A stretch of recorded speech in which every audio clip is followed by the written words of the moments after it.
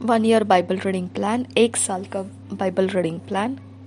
Matthew 26 chapter 31 verse से 56 verse तक, exodus 34 chapter 35 chapter. 1 साल का बाइबल रीडिंग प्लान। मत्ती रचित सुसमाचार 26 अध्याय 31 वचन से 56 वचन तक और निर्गमन की पुस्तक 34 अध्याय 35 अध्याय।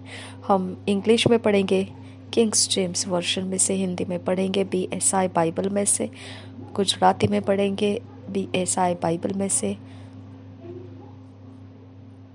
और ओडिशा में भी पढ़ने वाले हैं। लेकिन अब अगर इसमें ऐड होगा तो मैं वो भी ऐड करूँगी, लेकिन निश्चित है कि ओडिशा भी यहाँ पर ऐड होने वाला है लैंग्वेज में। Thank you Jesus. पिता, हम धन्यवाद करते हैं इस समय जो हम तेरे काम में लगे हुए हैं। ये परमेश्वर का आत्मा हमसे प्रेम रखता है, वो हमें खोना नहीं चाहता है, हमें परमेश्वर के आने वाले समय आगमन के लिए तैयार कर रहा है। उसके लिए हमारे अंदर का तेल वो ज्वलंत रख रहा है। ये सारी बातों के लिए हम तेरा धन्यवाद करते हैं। तेरे कामों को खुलकर हमारे अंदर प्रवेश करने के लिए रास्ते बनाए जा रहे, उन सब बातों के लिए, तेरे भले बातों के लिए हम तेरा धन्यवाद करते हैं। वचन के साथ गहरी दोस्ती में हमें रखना। वचन हमसे डिपार्ट होने मत दीजिए। वचन हमारे मन की सोच में, हमारे मार्गदर्शन में और हमारे हर एक फैसलों के अंदर तेरा वचन मजबूती से अपने जगह को बनाए रखे। तेरे वचन को हम कभी कॉम्प्रोमाइज़ ना करने दे। मेरे परमेश्वर, हम तेरे वचन में हाँ और ना में ना रहेंगे। नासरी यीशु के नाम में विनती करते हैं, सुन और कबूल कर पिता। आमीन आमीन आमीन।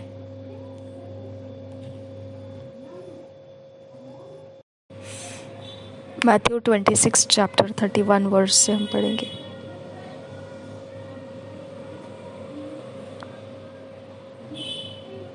मैथ्यू 26 चैप्टर 31 वर्स से 56 वर्स तक किंग्स जेम्स वर्जन में से पढ़ेंगे। Then saith Jesus unto them, All ye shall be offended because of me this night. For it is written, I will smite the shepherd, and the sheep of the flock shall be scattered abroad.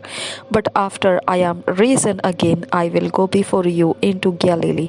Peter answered and said unto him, Though all men shall be offended because of thee, yet will I never be offended.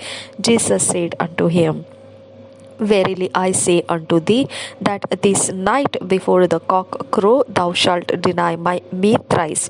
Peter said unto him, Though I should die with thee, yet will I not deny thee. Likewise also said all the disciples. Then cometh Jesus with them unto a place called Gethsemane, and saith unto the disciples, Sit ye here, while I go and pray yonder.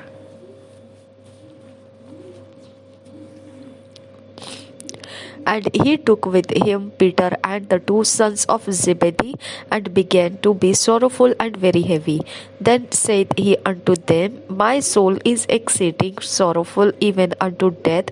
Tarry ye here and watch with me. And he went a little further, and fell on his face and prayed, saying, O my Father, if it be possible, let this cup pass from me. Nevertheless, not as I will, but as thou wilt. And he cometh unto the disciples, and findeth them asleep, and saith unto Peter, What, could ye not watch with me 1 hour? Watch and pray that ye enter not into temptation. The spirit indeed is willing, but the flesh is weak. He went away again the second time and prayed, saying, O my Father, if this cup may not pass away from me, except I drink it, thy will be done. And he came and found them asleep again, for their eyes were heavy. And he left them and went away again and prayed the third time, saying the same words.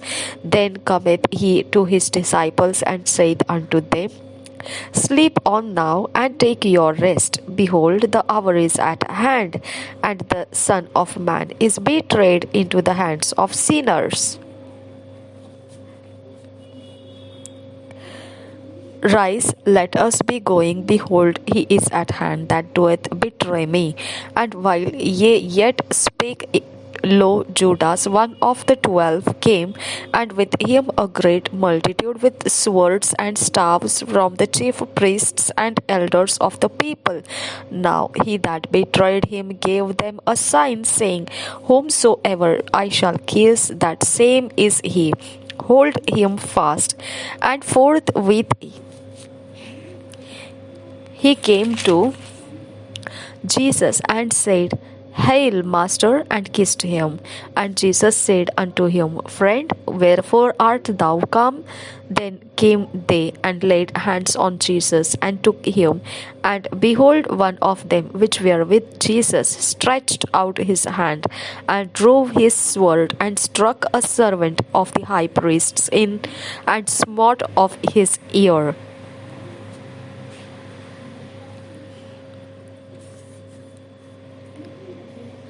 Then said Jesus unto him, Put up again thy sword into his place, for all they that take the sword shall perish with the sword. Thinkest thou that I cannot now pray to my Father, and he shall presently give me more than 12 legions of angels? Thank you, Jesus. But how then shall the scriptures be fulfilled that thus it must be? In that same hour said Jesus to the multitudes, Are ye come out as against a thief with swords and staves for to take me? I sat daily with you teaching in the temple, and ye laid no hold on me. But all this was done, that the scriptures of the prophets might be fulfilled. Then all the disciples forsook him and fled. मत्ती रचित सुसमाचार 26 अध्याय का 31 वचन से 56 वचन तक हम पढ़ेंगे। इंग्लिश में पढ़ा हमने किंग जेम्स वर्जन में से, हिंदी में पढ़ेंगे BSI बाइबल में से। पतरस के इनकार की भविष्यवाणी 31 वचन से आगे। तब यीशु ने उनसे कहा, तुम सब आज ही रात को मेरे विषय में ठोकर खाओगे, क्योंकि लिखा है, मैं चरवाहे को मारूंगा और झुंड की भेड़ें तितर बितर हो जाएंगी। परंतु मैं अपने जी उठने के बाद तुमसे पहले गलील को जाऊंगा। इस पर पतरस ने उससे कहा, यदि सब तेरे विषय में ठोकर खाए तो खाए, परंतु मैं कभी भी ठोकर न खाऊंगा। यीशु ने उससे कहा, मैं तुझसे सच कहता हूँ कि आज ही रात को मुर्ग के बांग देने से पहले तू 3 बार मुझसे मुकर जाएगा। पतरस ने उससे कहा, यदि मुझे तेरे साथ मरना भी पड़े तो भी मैं तुझसे कभी न मुकरूंगा। और ऐसा ही सब चेलों ने भी कहा। गतसमनी में प्रार्थना 36 वचन से आगे। तब यीशु अपने चेलों के साथ गतसमनी नामक एक स्थान में आया और अपने चेलों से कहने लगा, यही बैठे रहना जब तक मैं वहाँ जाकर प्रार्थना करूं। वह पतरस और जबदी के दोनों पुत्रों के साथ ले गया और उदास और व्याकुल होने लगा। तब उसने उनसे कहा, मेरा जी बहुत उदास है, यहाँ तक कि मेरा प्राण निकला जा रहा है। तुम यहाँ ठहरो और मेरे साथ जागते रहो। फिर वह थोड़ा और आगे बढ़कर मुंह के बल गिरा और यह प्रार्थना की, हे मेरे पिता, यदि हो सके तो यह कटोरा में मुझसे टल जाए, तो भी जैसा मैं चाहता हूँ वैसा नहीं, परंतु जैसा तू चाहता है वैसा ही हो। फिर उसने चेलों के पास आकर उन्हें सोते पाया और पतरस से कहा, क्या तुम मेरे साथ एक घड़ी भी न जाग सके? जागते रहो और प्रार्थना करते रहो कि तुम परीक्षा में न पड़ो। आत्मा तो तैयार है, परंतु शरीर दुर्बल है। फिर उसने दूसरी बार जाकर यह प्रार्थना की, हे मेरे पिता, यदि यह मेरे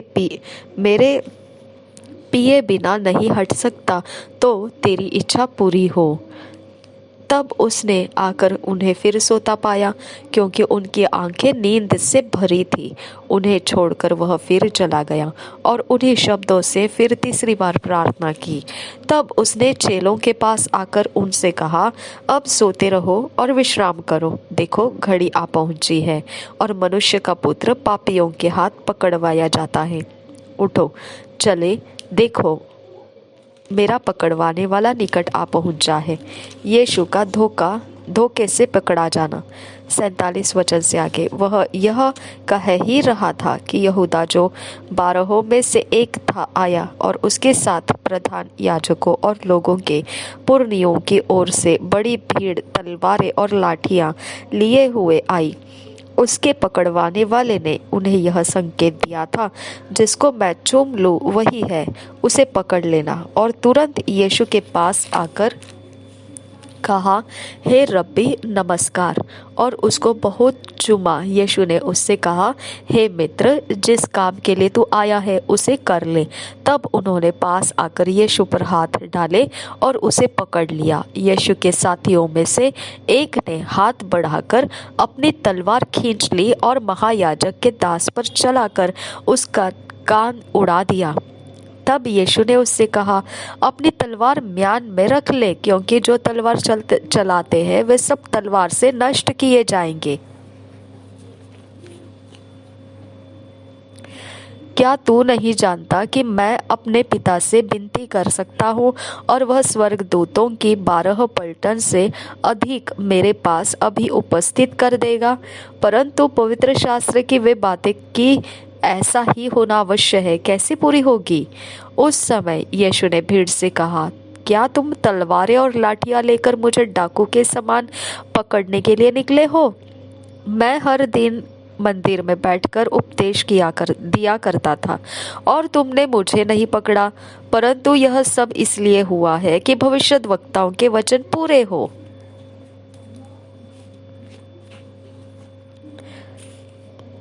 तब सब चेले उसे छोड़कर भाग गए।